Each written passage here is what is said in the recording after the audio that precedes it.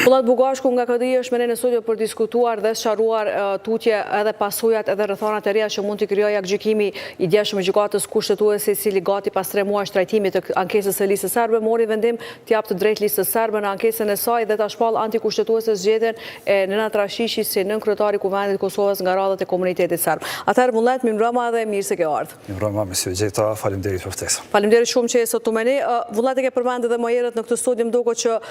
kishte parashikuar pak a shumë që kushtetuesja do të japte të drejtë listës serbe. Megjithatë, si e pe aktgjykimin e djeshëm dhe sqarimin, arsëtimin që e ka dhënë që vetëm shumica Parti serbe ka të drejtë që ta propozoj kandidatin për kryetar komunitetit serb. Si e pe arsëtimin? Unë besoj që vendimi ose njoftimi faktikisht se ende është i publikuar aktgjykimi i plot. Për mendimin tim ka qenë vendim i pritshëm, për faktin se të bazum në dispozitat e rregullore së punës Kuvendit, në kushtetut, por edhe në një aktgjykim paraprak, që vetë se pa të vendos gjykata kushtetuese çështjen e zgjedhjes së nënkretarëve, të paktën ka qenë e qartë procedura se si duhet të zgjedhen nënkretarët e Kuvendit që përfaqësojnë komunitetin jo shumicë, rrjedhimisht në këtë rast komunitetin serb. Dhe në atë aktgjykim paraprak, gjykata vetë se e pati bërë të qartë faktin që e drejta e propozimit të kandidatit për nënkryetar që përfaqëson në komunitetin serb në Kuvendin e Kosovës i takon shumicës së deputetëve të cilët kanë më shumti ulse ose kanë fituar ulse më së shumti në Parlamentin e Republikës së Kosovës, që i bie rrjedhimisht në rrethonat aktuale ose të atëhershme. Grupi parlamentar shumicë në atë rast ishte lista serbe, e cila sipas rregullores punës së Kuvendit, përputhje me këtë rregullore, siguronte nga 5 nënshkrime duke propozuar vazhdimisht 9 anëtarët e saj ose 9 deputetë e saj si kandidat për kryesi të Kuvendit. Mirë po, e keni parë edhe vetë edhe gjithë publiku që nuk ka pasur votim të shumicës shqiptare për këtyre kandidatura, prandaj edhe si rrjedhoi edhe kemi përfunduar në një si bllokat kushtetuese dhe institucionale. Po, dhe tani me këtë vendim gjykatës kushtetuese, ajo është dhënë në dorë listës serbe një mjet më shumë për ta bllokuar procesin e konsilimit Kuvendit në këtë rast, apo si e shet tani? Jo, unë nuk besoj që lista serbe ka në dorë bllokimin e konstituimit Kuvendit, sepse siç e sqaron edhe gjykata kushtetuese në aktgjykimin paraprak, sepse tani këtu vetëm kemi njoftim të shkurtër të përmbledhur të asaj se çfarë është vendosur. Gjykata ka bërë të qartë faktin që asnjë subjekt parlamentar, asnjë shumicë parlamentare, por edhe asnjë parti politike që ka një diskrecion të propozimit të një kandidati, qoftë për kryetar, qoftë edhe për nënkryetar të Kuvendit, nuk mund që ta keq interpretojë ose ta keq përdorë këtë drejtën e propozimit duke mos propozuar një kandidat. Pra, e vetë një mundësi që ishte parashikuar se mund të vijë deri te keqpërdorimi i kësaj të drejte, ishte fakti që mund të mos propozonte kjo parti politike asnjë kandidaturë. Megjithatë, rregulloria e punës Kuvendit edhe aktgjykimi i gjykatës e kanë interpretuar qartë faktin që në rast kur kemi mos propozim, atëherë vlen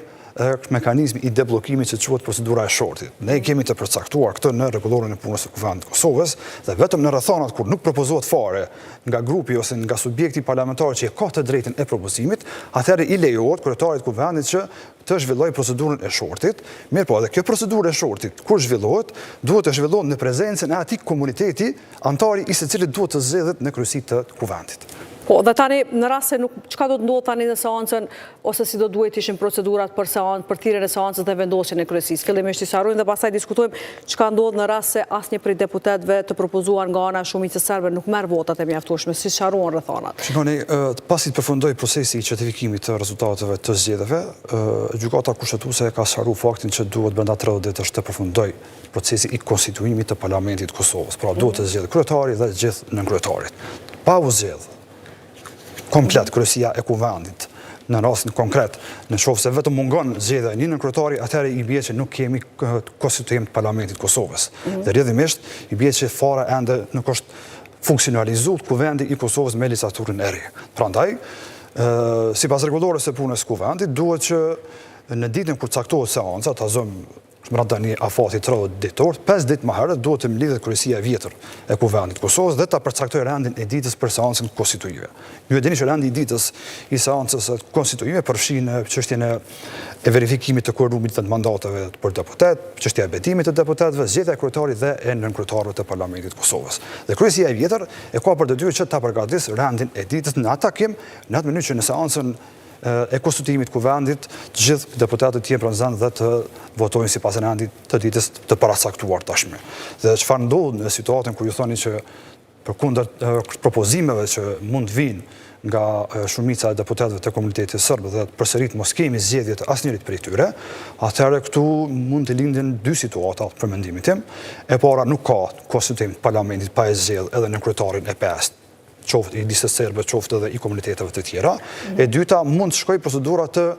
zvarritet në atë kuptim që të shkelet afati 30 ditor i konstituimit kuvendit, sepse mund ndodhë që seanca ndërpritet, të vazhdohet seancë tjetër dhe kështu konsumohet afati 30 ditor dhe paska që këtu kemi një vërejtje për gjykatën kushtetuese, sepse ende edhe aktualisht në këtë njoftim që tani e kemi, nuk po duket që gjykata e ka sqaruar pasojën juridike çka ndodh nëse ky afati 30 ditor nuk respektohet dhe nuk konstituohet kuvendi, pra a shkojmë në zgjedhje apo do t'ju mirë mandati deputet, apo cila është pasoja kushtetuese juridike dhe politike që mund të ju atribuohet këtyre të përfaqësuesve të popullit në rast se këta dështojnë për 30 ditë me zgjedhje e konstituuar Parlamentin e Kosovës. Po, dhe konsideron që paktën këto dy rrethana ndoshta në gjykimin që do ta lëshojë kushtetuesja mund ta sqarojë apo nuk pret që pasojën juridike ta sqarojë. Unë nuk di që ka qenë objekt i padis, i kërkesës që ka dërguar subjekti i listës serbe që të vlerësohet edhe të pasoja juridike e mos konstituimit kuvendit. Unë e di që ka pasur një rast të dorëzuar nga presidentja e shtetit, e cila mes tjerash, mes shumë kërkesave që ka pasur në atë kërkesë, ka kërkuar nga gjykata që të sqarojë efektin e pasojës juridike çka nëse deputetët e kuvendit për 30 ditë nuk arrin me konstitut kuvendin e Kosovës. Presidentja ka tërhequr kërkesën, ajo ka deklaruar publikisht, megjithatë gjykata bazuar në rregulloren e saj të punës ka diskrecion dhe ka mundësi dhe ka autorizime që përkundër që autoriteti që ka parashtruar kërkesën është tërhequr, ata munden që në të ardhmen edhe na të publikojnë një akt gjykim dhe ndoshta edhe mund ta sqarojnë çfarë pasoja ka shkelja e këtij afati. Ose mund të ndodhë situata, po them kështu në mënyrë hipotetike, që të shkelet afati 30 ditor, të mos kemi konstituim të kuvendit dhe përsëri të hapet një rast tjetër në gjykatë kushtetuese mbi pyetjen se çfarë do ndodh tani tutje. Pra, a do shkojmë në zgjedhje apo këta deputet duhet të zëvendësohen apo çfarë do të jetë efekti juridik i mos zbatimit të këtyre aktgjykimeve të gjykatës dhe faktikisht në vetvete edhe mos zbatimi i vetë kushtetutës Kosovës, sepse gjykata po thotë që sipas njëri 66 duhet që kuvendi të kryhet të konstituohet brenda 30 ditësh. Dhe kjo në vetvete i bën që këta deputet se kanë respektuar as kushtetutin, as rregulloren dhe vetë aktgjykimet e gjykatës lidhur me këtë çështje. Po, dhe tashmë kemi sinjale nga lëvizja vendosje për shkak që kemi edhe një qëndrim të kryetarit kuvendit Dimal Basha lidhur me këtë vendimin e fundit të gjykatës kushtetuese. Paqartësi ose si mund të ecë procesi tutje konstituimit kuvendit edhe me qëndrimin e fundit të Bashës, sepse u pati kritikat mjaftueshme lidhur me qëndrimin që e pati nga pozicioni që ka ai. Fakti unë mendoj që qëndrimi i tij është i pabazuar në kuptimin e argumenteve që ai kishte parashtruar në një shkrim me sa kumbrejt, për faktin që ai duhet ta ketë qartë që ai nuk është interpretuesi përfundimtar i rregullave dhe i sjelljes dhe i veprimeve parlamentare, në kuptimin e harmonizimit të tyre me Kushtetutën e Kosovës. Për faktin që ai pavarësisht që me rregullore është autoriteti që interpreton rregulloren e kuvendit të Kosovës, por kjo nënkupton situatën kur brenda seancës së kuvendit të Kosovës, ai ka lirinë sipas rregullores që në situata kur ka kontestime ose është një veprim i dyshim, ai mund të shfrytëzojë diskrecionin e tij dhe të thotë që sipas vlerësimit tim përfundimtar rregulloria nënkupton në këtë formë ose nënkupton në një formë tjetër. Mirë po, ky lloj interpretimi nga ana e kryetarit të kuvendit domosdoshmë që e prodhon një vendimarrje të deputetëve dhe të kuvendit si tërësi, si institucion. Prandaj ka ndodhur edhe rasti i atakimit të zgjedhjes së zotit Rashić në gjykatë kushtetuese. Pse? Sepse ishte kryetari i kuvendit që e propozoi zotin Rashić. Ai refuzonte madje edhe ai nuk shkoi në procedurën e shortit. Ai tha që meqense është vetëm një kandidat i mbetur i komunitetit serb, ai e hodhi në votim. Pra, duke interpretuar sipas tij rregulloren si autoriteti final i këtij dokumenti dhe ai sqaroi që e ka hudhur në votim çështjen e Nenad Rashićit, për faktin se ai ka menduar që tani tutje janë kushte që ai të zgjedhet në kryetar i kuvendit. Ky vendim pastaj sjell pasoja kushtetuese. Dhe autoriteti final, sipas kushtetutës, që duhet ta interpretojë përputhshmërinë e veprimeve, mos veprimeve, akteve ligjore, nënligjore me kushtetutën, sipas kushtetutës është autoriteti vetëm gjykata kushtetuese e Republikës së Kosovës. Po, dhe vullnet, kur e përmendet procedurën e shortit, konsideron që mund kishim rrethana tjera ndoshta të interpretimit nga gjykata kushtetuese në rast se Basha Dit vanonte të vazhdonte me vendosjen e shortit edhe për rastin e Nenad Rashishit dhe mos shkonte duke e propozuar vetë Rashishin në këtë pozicion apo se? Ai mund vazhdonte me procedurën e shortit pasi të ishin shtëruar gjitha propozimet e ofruara nga grupi parlamentar i listës së por nuk e di sa do të kishin efekt ato veprimet nga ana e tij, sepse siç e sqaroi tani edhe gjykata kushtetuese, mekanizmi i deblokimit, në këtë rast votimi deri në 3 herë për një kandidat për nënkryetar, edhe procedura e shortit janë rregulla përjashtimore. Kuptimin e asaj që nuk janë standarde, nuk janë mënyrë kështu operative të zakonshme. Ato janë vetëm në situatën kur grupi parlamentar ose komuniteti i cili është shumicë dhe i cili nuk propozon kandidaturën e tij, atëherë vjen në shprehje edhe mekanizmi i shortit. Sepse kjo është menduar si një mekanizëm i deblokimit, kur në një situatë kur në të ardhmen mund ndodhë që një grup parlamentar fare nuk propozon. Në kuptim antarët e kryesisë së kuvendit dhe për mos me e pengu konstitutimin e Parlamentit të Kosovës, kryetari mundet vetëm përjashtimisht në këtë situatë, në këtë rrethanë të vazhdoj me procedurën e shortit. Mirë po, përderisa ka pasur propozime dhe atë nga 3 herë të një numrit madh të kandidatëve të grupit parlamentar të listës serbe, e tha vetë gjykata kushtetuese që mekanizmi i deblokimit që ka përdorur në këtë rast kryetari i kuvendit, çështjen e zgjedhjes së zotit Rashić, është keq përdorur në kuptim të mos funksionimit dhe mos konstituimit të kuvendit të Kosovës. E keni këtu në pjesën e fundit të njoftimit, sepse gjykata po e sqaron shumë mirë situatë. Po thotë që shumica shqiptare, këtë rast gjithë deputetët e komunitetit shqiptar, nuk kanë të drejtë me e diktu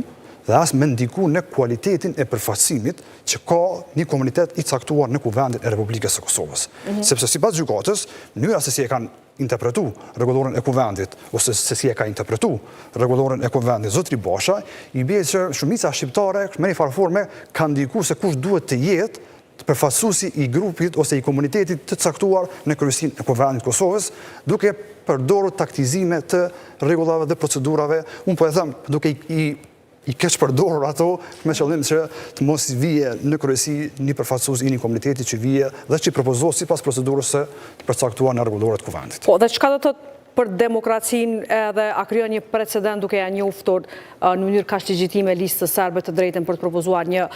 nënkryetar komunitetit serb dhe a ishte nevojshme një rast i tillë për gjykatën kushtetuese sepse shumë shpesh e keni thënë që ka rregulla qarta edhe rregullore edhe në kushtetutë që sqaron mënyrën se si shkon përzgjedhja e nënkryetarit komunitetit serb. Kjo situatë tani për tani është grupi parlamentar i listës serbe që po fiton më shumë të se në Parlamentin e Republikës së Kosovës. Mirë po, unë besoj që po të kishte ndodhur kundërta, që kryetari të kuvendit më dhonte drejta që ai me diktu se kush duhet të jetë nënkryetari i një komuniteti në Parlament të Kosovës, ajo do të ishte një president unë mendoj i rrezikshëm. Për faktin se do të jepte një fuqi juridike dhe kushtetuese autoritetit të kryetarit të kuvendit, që duke u thirrur ai kënse interpretuesi përfundimtar i rregullores, të përcaktonte se cili person, cili deputet duhet të jetë në kryesi të kuvendit, qoftë edhe nga komunitetet shqiptare, qoftë edhe jo shqiptare. Sepse kjo fuqi ose ky lloj vendimi, nëse do të lejojë nga gjykata kushtetuese, shumë lehtë do të mund të abuzojë nga cili do të kryetar i arshëm i Parlamentit të Kosovës ose edhe cili do të kryesues i arshëm i kuvendit të Republikës së Kosovës. Prandaj unë mendoj që gjykata kushtetuese ka mbrojtur rendin kushtetues të Republikës së Kosovës, dhe na e dimë se çka ne kupton rendin kushtetues i Republikës së Kosovës, janë ato parimet, bazamentet e ndërtimit të këtij shteti dhe përfaqësimi i komuniteteve është i garantuar fundit vetëm me kushtetutën e Republikës së Kosovës, mirë po rregullat dhe procedurat se si vije deri te gëzimi i këtyre të drejtave dhe i këtij përfaqësimi janë qartë të njohura tashmë edhe të ditura sipas rregullores së punës së kuvendit dhe sipas vetë kushtetutës së Kosovës. Megjithatë tani vullnet ka një qendrim politik të cilin vetë se dim, televizës vetëndosur, e cila ka thënë edhe në kaluarën, edhe kësaj radhe ka jep sinjale që nuk do ta votoj një deputet, një kandidat që vjen nga kjo parti. Si pret, a pret që ndoshta mund të ketë reflektim nga ana e partive tjera politike për të kaluar, a mund të kaloj një nënkryetari i komunitetit serb me votat e partive tjera, apo si mund ndodhin zhvillimet të ardhur? Ka mundësi që procesi i zgjedhjes së nënkryetarëve përsërit kthehet në pak. Pra, madje unë kam qenë i ftari i asaj që ka qenë gabim, fakti që këta kanë tentuar me nda procedurën e zgjedhjes së nënkryetarëve. Sepse unë mendoj që kemi bërë shumë gabim dhe e kemi faktorizuar te mase sot për sot, sepse sot është lista serbe si shumicë parlamentare e Komitetit Serb në Kuvendin e Kosovës dhe e kemi faktorizuar pa pikë nevoje, sepse shumë më lehtë dhe më e duhur do të ishte situata sikur të ka ndodhur gjithmonë në praktikën parlamentare në Kosovë. Në kryetarët e shumicës shqiptare janë votuar në pako dhe në kryetarët që përfaqësojnë komunitetet jo shumicë në Kosovë janë votuar në pako. Aty s'është votuar për një individ të një komuniteti të caktuar, por është votuar në pako për 2 në kryetarët e komuniteteve. Dhe rrjedhimisht kjo do ta themi ashtu do ta anashkalonte një farë lloj fuqie, mbase me thonë edhe një farë lloj diskrecioni që tani më e kanë komuniteti serb, ose në këtë rast lista serbe, sepse ne e dim që ky subjekt politik çfarë interesa dhe çfarë qëllime ka karshi shtetit Kosovës, por në kuptimin e përfaqësimit kushtetues, ata gjithmonë janë zgjedh me një procedurë të përbashkët kur zgjedh edhe një kryetari tjetër. Dhe kjo është cilësuar gjithmonë si zgjedhja e kryetarëve të komuniteteve dhe jo vetëm e një komiteti të caktuar. Fatkeqësisht ata deputet shqiptar të kësaj legjislature ose të fundit dhe duhet me thonë që të përgjithësi këtu kanë deputet e lizës vetëvendosi të cilët insistonin që kjo procedurë të ndajë dhe që njerëzit ose deputetet që përfaqësonin lista serbe mos përfshiheshin në kryesitë të Kuvendit, sjolli përpasoj 2 aktgjykime të gjykatës kushtetuese që e fuqizuan, unë po e them, që e fuqizuan rolin dhe fuqinë dhe peshën që kishte pozicioni i nënkryetarit të Komitetit Serb në Kuvendin e Republikës Kosovës. Dhe këto aktgjykime dhe këto aktgjykime tjera që i pam gjatë vitit kaluar, e kanë trasuar mjaftueshëm rrugën e kësaj legjislature tashme që e pret për formimin e institucioneve dhe pse u desh kaq shumë të shkonin në gjykatë kushtetuese të gjitha këto raste. U mungonte qartësia apo thjesht mungesa e vullnetit politik pastaj detyronte politikanët që të drejtoheshin gjykatës kushtetuese? Jo, unë mendoj që më tepër ka qenë për shkak të mungesës së vullnetit politik së pari. Zdyti për shkak se nuk ka pasur një shumicë parlamentare të mjaftueshme për me zgjedh vetë kryetarin dhe nënkryetarit e Kuvendit dhe rrjedhimisht me shkullën procedurën e matutjeshme të forcës të qeverisë. Prandaj sipas asaj që po ndodh tani dhe po e shohim që historia po na tregon që krejt këto veprime për 9 muaj apo 10 muaj sa ka ndodhur kjo bllokat, pas ka pas shans që vendin me përfunduar ose me ndërguar në zgjedhje. Për faktin që në mungesë të një shumice të nevojshme parlamentare për ta zgjedhur qeverinë janë përdor taktika dhe mekanizma të bllokimit të parlamentit duke shkaktuar një kaos edhe kushtetues, të themi ashtu në kuptimin e prodhimit të vendimarrjeve të kundërlidhshme, me qëllim që të humbet kohë. Unë po e shoh që tendenca pas ka qenë që të prodhojnë ose të shkaktojnë kauza të tilla që mund të hasin interpretime në gjykatë kushtetuese dhe këto interpretime ju e dini që vanonin diku afër 60 ditë. Dhe çdo 60 ditë ne shkonim duke kërkuar interpretime në gjykatë kushtetuese dhe pastaj ky proces u zvarrit për 56 seanca diku, që vetë gjykata i cilësoi si antikushtetuese sepse mënyra se si u administronte ajo seancë nga kryesuesi i Kuvendit ishte vërtet arbitrare. Po, ndërkohë vullnet se ke parë vendimarrjen në këtë rast, a ka pasur vonesa në vendimarrjen e listës serbe dhe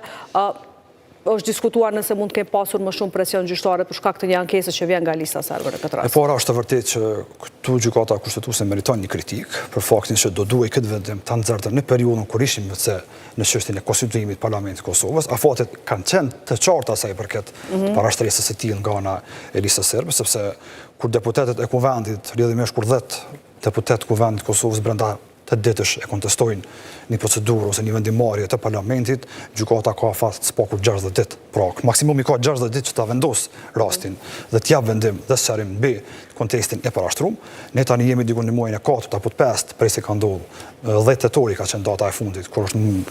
mbajtur mbledhja e fundit e Kuvendit dhe zgjedhja në kryetarëve dhe nuk e kuptoj arsyeën pse gjykata për një rast që tashmë ishte i qartë.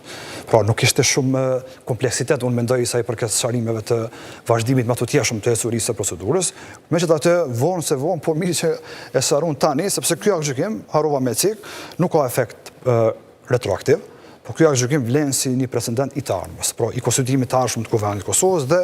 unë vlerësoj që gjitha procedurat tashmë janë të qarta. Edhe pse unë personalisht ka pasur asnjë paqartësi sa i përket konstituimit të Parlamentit të Kosovës, por për hir të publikut, deputetëve të ardhshëm të Kuvendit të Kosovës dhe partive politike parlamentare, aktgjykimet e gjykatës i kanë sqaruar, unë mendoj, në detaje procedurat e konstituimit të Kuvendit, qoftë të zgjedhjes së kryetarit, qoftë të nënkryetarit, mirë po çka nuk ka sqaruar është pasoja juridike e mos konstituimit të Kuvendit brenda afatit traditor. Po, dhe tani vullnet ky aktgjykim dhe procesi, mënyra se si po ecën procesi i rinumërimit të votave dhe pastaj ofrimi këtyre afateve kushtetuese për zgjedhjen e presidentit. Pret që mund të kemi probleme ose mund ta dërgoj vendin në zgjedhje gjitha këto dilema që janë ngritur këtë ditëve të fundit për formimin e institucioneve? Bazuar në fuqinë politike që ka partia fituese e zgjedhjeve, logjikisht nuk do duhet kishte asnjë pengesë dhe asnjë zvarritje sa i përket konsultimit parlamentit edhe të formimit të qeverisë. Nëse interpretohet drejt edhe kushtetuta edhe gjykimit e gjykatës kushtetuese,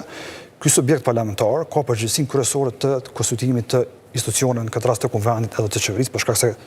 ka peshën më të madhe parlamentare dhe zgjedhore madje, sepse është besuar, të themi ashtu, e drejta që t'i udhëheqë dhe t'i qeverisë këto mekanizma. Prandaj, nëse merr për bazë shumicën aktuale që është parlamentare që pritet faktikisht vinë në kuvend, unë nuk besoj që ka arsye lëvizja vendosje mos me e konstituu as kuvendin dhe as qeverinë e Republikës Kosovës, duke e parashikuar dhe faktin që ne vetëm edhe një muaj i kemi kohë kur mund të shfrytëzojmë linjat buxhetore sa i përket dhënies së pagave ose edhe disa pagesave që i kanë të kufizuara me ligjin e vjetër të buxhetit. Nëse neve na nxjerr muaji mars dhe ne nuk kemi miratim të ligjit për buxhetin, atëherë shteti i Kosovës përfundon në kollaps financiar. Prandaj nuk na duhen më zgjedhjet e reja, për shkak se nuk mund të shkojmë zgjedhje pa pasur buxhet, pa pasur financa, sepse shteti me 1 mars bllokohet. Asnjë pagesë, asnjë mjet i buxhetit të Kosovës nuk mund të shfrytëzohet për asnjë qëllim. Dhe marë se gjithë... Nëse vlerësohet, nëse këta politikanë vlerësojnë që me rreziku në atë kuptimin që ta zvarisin procesin e konsultimit të kuvendit, për shkak se s'ka një pasojë çfarë ndodh me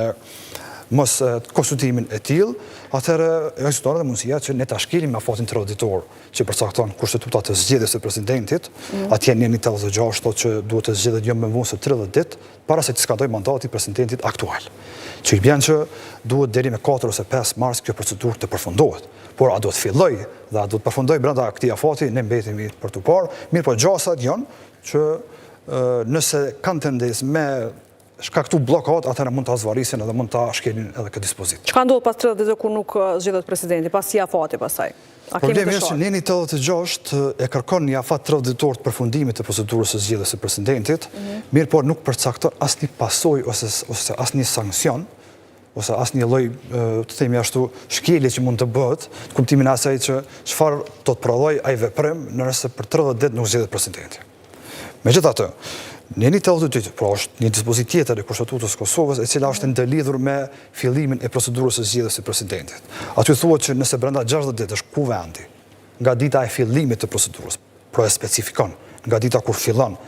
zgjedhja e presidentit të Kosovës dhe dita e zgjedhjes konsiderohet dita kur fillon seanca për zgjedhjen e presidentit, i ka afat 60 ditë të plota që ta përfundoj dhe ta zgjedh një president. Nëse ndodh që brenda këtij afati kur fillon procedura dhe për 60 ditë fare nuk zgjedhet presidenti, atëherë vendi shkon në zgjedhje automatikisht për shkak se shpërndahet parlamenti. Mirë, por neni 86 ku e përmend këtë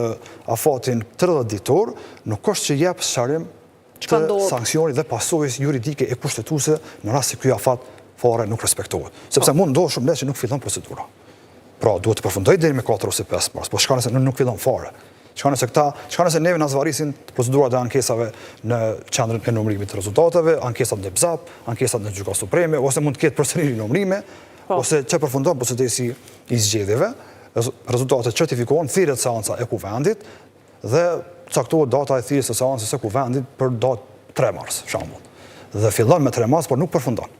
Dhe kështu me automatizëm shkelet afati i zgjedhjes së presidentit brenda kësaj periudhe. Atëherë vullnet, falenderoj shumë që ishte sot këtu me ne. Ishte kënaqësi, faleminderit juve. Faleminderit shumë. Tani është bloku lajmeve të botës dhe më pas rikthehemi me lidhjen direkte të cilën e paralajmëruam gjithashtu në fillim të këtij edicioni.